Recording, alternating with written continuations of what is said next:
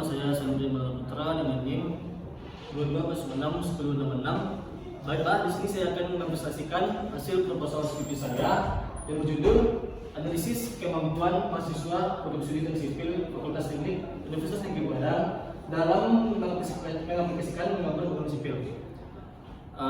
Saya juga mengucapkan terima kasih kepada Bu Hendri Novalia Jufri, SPD MPD, yang telah membantu saya dalam menyelesaikan proposal skripsi ini. Baik, lanjut saja. Nah, yang pertama yaitu ada pendahuluan, latar belakang. Latar belakangnya adalah kemampuan menggambar bangunan sipil merupakan keterampilan dasar yang penting bagi mahasiswa teknik sipil karena mendukung proses perencanaan, rancangan, dan konstruksi. Nah, namun banyak mahasiswa masih mengalami kesulitan dalam menerapkan teknik menggambar baik secara manual maupun menggunakan perangkat lunak. Kesulitan ini disebabkan oleh kurangnya pengalaman praktik, keterbatasan sarana, serta metode pengajaran yang belum optimal. Oleh karena itu, perlu dilakukan analisis untuk mengetahui sejauh mana kemampuan mahasiswa serta faktor-faktor yang mempengaruhinya sebagai dasar perbaikan kurikulum dan peningkatan kualitas pembelajaran. Itu adalah latar belakangnya. Selanjutnya yaitu identifikasi masalah. Di sini saya dapat 4 masalah yang nampak dari latar belakang tadi. Yang pertama itu masih rendahnya keterampilan menggambar sebagai mahasiswa teknik sipil. Yang kedua adalah kesulitan mahasiswa dalam menggunakan alat gambar secara manual dan secara digital atau CAD. Yang ketiga, kurangnya motivasi atau kesadaran mahasiswa akan pentingnya kemampuan menggambar untuk masa depan karir. Yang keempat itu variasi latar belakang pendidikan yang berbeda. Oke, selanjutnya. Nah, di sini ada batas masalah. Penelitian ini subjeknya itu hanya melingkup mahasiswa program studi teknik sipil di Universitas Negeri Padang. Fokus penelitiannya hanya pada kemampuan mahasiswa dalam menggambar bangunan sipil. Oke, next. Di sini ada rumus masalah tujuan penelitian. Dari latar belakang tadi terdapat kesenjangan atau masalah, yaitu bagaimana tingkat kemampuan mahasiswa program studi teknik sipil dalam menggambar bangunan sipil. Yang kedua masalahnya adalah faktor apa saja yang mempengaruhi kemampuan mahasiswa dalam menggambar bangunan sipil. Adapun tujuan penelitiannya yang pertama yaitu menganalisis tingkat kemampuan mahasiswa program studi teknik sipil Fakultas Teknik Universitas Negeri Padang dalam menggambar bangunan sipil. Yang kedua tujuannya itu mengidentifikasi faktor-faktor yang mempengaruhi kemampuan mahasiswa dalam menggambar, termasuk penguasaan alat, penggunaan perangkat lunak, kreativitas, dan kepatuhan terhadap standar teknis. Oke, selanjutnya. Nah, di sini ada manfaat penelitian. Yang pertama itu bagi si peneliti sendiri, bagi peneliti dapat mengetahui faktor-faktor kesulitan dalam lingkup teknik sipil. Yang kedua itu bagi dosen menjadi bahan evaluasi dan refleksi dalam memilih metode pembelajaran yang tepat. Yang ketiga bagi mahasiswa memberikan pemahaman tentang aspek-aspek penting dalam menggambar bangunan sipil serta keterampilan yang diperlukan. Yang keempat itu bagi peneliti lain, yaitu penelitian yang saya presentasikan ini bisa menjadi referensi bagi penelitian yang lain sebagai gambaran untuk penelitian mereka. Kelas selanjutnya itu ada kajian teori. Yang pertama itu teori kemampuan. Menurut KBBI atau Kamus Besar Bahasa Indonesia, kemampuan berasal dari kata mampu atau sanggup. Artinya apa? Artinya adalah kemampuan atau kesanggupan seseorang dalam melaksanakan sesuatu pekerjaan. Oke, yang kedua ada teori menggambar bangunan sipil. Di lingkup teknik sipil, kita tidak akan pernah lepas yang namanya gambar. Karena gambar ini adalah hal yang sangat diperlukan nantinya di lapangan kerja di lingkup teknik sipil. Yang kedua yaitu penggunaan teknologi cat. Ini tidak jauh berbeda dengan menggambar bangunan sipil, tapi ini adalah di cat ini adalah menggunakan perangkat lunak. Perangkat lunak yang biasanya digunakan dalam ilmu teknik sipil biasanya berupa AutoCAD, SketchUp, Revit, dan sebagainya macamnya. Nah, yang keempat ada faktor yang mempengaruhi kemampuan menggambar. Nah, di sini ada dua indikator yang mempengaruhi mahasiswa itu mengalami kesulitan dalam menggambar. Yang pertama yaitu latar belakang atau versi pendidikan yang berbeda. Nah, di sini saya ambil contoh mahasiswa yang tamatan dari jurusan BPIB atau menggambar itu biasanya dia sudah menguasai dasar bangun sipil seperti AutoCAD dan Sub 2000, dan dia juga sudah pernah magang ke industri. Itu dia yang dari SMK. Bagaimana dengan tamatan SMA? Nah, dari tamatan SMA biasanya mahasiswa itu memang belajar dari nol di perkuliahan. Karena di SMA pun dia tidak mempelajari dasar-dasar ilmu teknik sipilan. Nah, disinilah nanti akan muncul kemampuan mahasiswa itu berbeda-beda.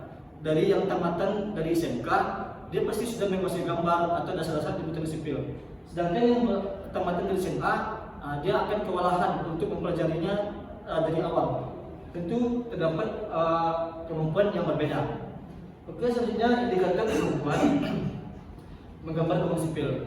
Dalam ilmu teknik sipil ada beberapa indikator yang bisa melihat kemampuan mahasiswa. Di sini indikatornya ada seperti mendesain, ada gambar tampak, skala, ada gambar potongan dan sebagainya macamnya. Oke, next. Nah, di sini saya mengambil judul analisis kemampuan mahasiswa tadi. Ini adalah penelitian yang terdahulu yang sudah saya pahami. Di sini ada 3 penelitian. Yang pertama yaitu peningkatan keterampilan penggunaan program bantu gambar teknik AutoCAD bagi mahasiswa teknik sipil. Itu nama penelitinya adalah Susanto dan kawan-kawan. Yang kedua ada pelatihan AutoCAD untuk meningkatkan soft skill mahasiswa prodi teknik sipil Universitas Geraha Nusantara. Itu ada si penelitinya Tuhan dan kawan-kawan. Yang ketiga relevansi saya itu ada implementasi AutoCAD sebagai sarana peningkatan kompetensi dasar menggambar teknik untuk mahasiswa teknik sipil Universitas Muhammadiyah 5 yang diteliti oleh Salsabila dan kawan-kawan. Oke, next. Di sini ada kerangka berpikir. Yang pertama itu judul saya adalah mengarah ke faktor yang mempengaruhi kemampuan menggambar. Di sini ada 10 indikator yang sudah saya jelaskan tadi. Yang pertama yaitu indikator yang membuat mahasiswa itu sulit dalam menggambar, itu adalah skala. Yang kedua ada keterampilan menggunakan alat gambar. Selanjutnya ada pemahaman simbol dan notifikasi, kualitas gambar, detail gambar, gambar denah, elevasi, potongan. Selanjutnya ada penggunaan software desain. Software inilah yang nantinya yang kita menggunakan AutoCAD, SketchUp, Revit dan lainnya. Yang 8 ada kreativitas dan inovasi. Yang 9 kepatuhan terhadap standar atau SNP. Yang terakhir adalah kemampuan peserta. Nah, dari sini dari 10 indikator ini kita dapat nantinya memahami kemampuan mahasiswa dalam menggambar bangun sipil. Dari 10 indikator ini nantinya kita dapat mahasiswa ini kesulitannya di mana. Nah, di 10 indikator ini nantinya kita dapatkan. Selanjutnya, nah ini ada hipotesis. Yang pertama anon, yaitu hipotesis awal, yang berarti tidak terdapat pengaruh yang signifikan antara faktor pembelajaran terhadap kemampuan mahasiswa dalam menggambar bangun sipil. Dan ada juga hak akhir atau hipotesis akhir, yang terdapat pengaruh yang signifikan antara faktor-faktor pembelajaran, kurikulum serta sarana, kualitas dosen, pengalaman praktik, penggunaan software desain, dan aktivitas terhadap kemampuan mahasiswa dalam menggambar bangunan sipil. Oke, itu dari hipotesisnya. Next. Nah, jenis penelitian saya ini adalah penelitian kuantitatif dan kualitatif, atau bisa disebut dengan mixed methods, atau kata lainnya itu deskriptif kuantitatif. Rancangan penelitiannya yaitu untuk pengumpulan data kuantitatif itu saya menyebarkan kuesioner atau angket. Itu datanya adalah data kuantitatif. Selanjutnya ada juga pengumpulan data kualitatif. Biasanya saya lakukan wawancara terhadap mahasiswa dan atau observasi. Yang ketiga adalah analisis data statistik dan tematik.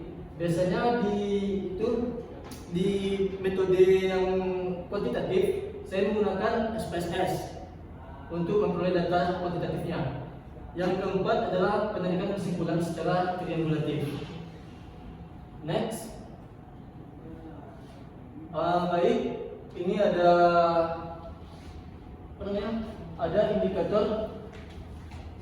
Yang pertama itu kemampuan adalah tingkat kecakapan mahasiswa dalam menerapkan pengetahuan, keterampilan teknis dan sikap dalam aktivitas menggambar bangun sipil.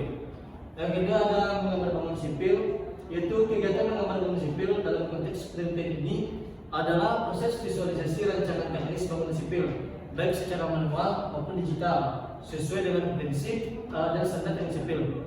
Yang ketiga ada keterampilan ini mengacu pada kemampuan teknis pada mahasiswa dalam menggunakan cara gambar manual maupun dengan software. Oke, lanjut ke populasi dan sampel. Populasi ini itu seluruh siswa program studi teknik sipil di UNP. Itu ada populasi. Sedangkan bagian dari populasi itu sampel. Sampel ini adalah diambil secara purposive sampling, yaitu dengan memilih mahasiswa yang telah mengikuti atau sedang menempuh mata kuliah menggambar bangun sipil. Jumlah sampel yang digunakan dalam penelitian ini adalah 100 mahasiswa. Oke, next. Variabel penelitiannya ada variabel X, yaitu bebas. Itu faktor-faktor yang mempengaruhi kemampuan menggambar. Biasanya variabel bebas ini adalah yang disebabkan. Sedangkan variabel terdekat adalah yang menyebabkan, yaitu kemampuan mahasiswa dalam menggambar bangunan sipil. Ada data penelitiannya. Data penelitian ini adalah hasil dari kuesioner, tugas praktik, menggambar dan wawancara mahasiswa program studi teknik sipil UNP. Ini adalah gabungan dari kualitatif dan kuantitatif yang bisa disebut dengan deskriptif kuantitatif.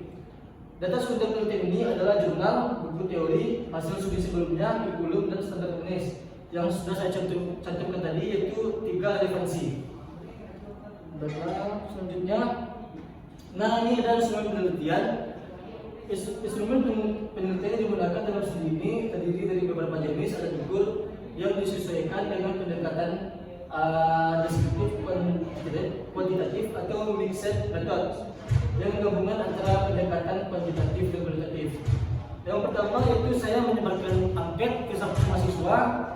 Kemudian saya membuat gambar observasi atau rubrik penelitian.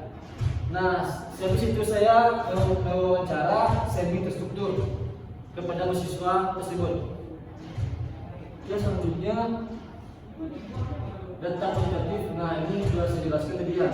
Data kuantitatif itu outputnya menggunakan software SPSS. Sedangkan data kualitatif itu wawancara mendalam dengan mahasiswa atau dosen. Oke, next. Oke, itu saja yang dapat saya presentasikan. Jika ada kekurangan saya mohon maaf. Saya tutup dengan wassalamualaikum warahmatullahi wabarakatuh.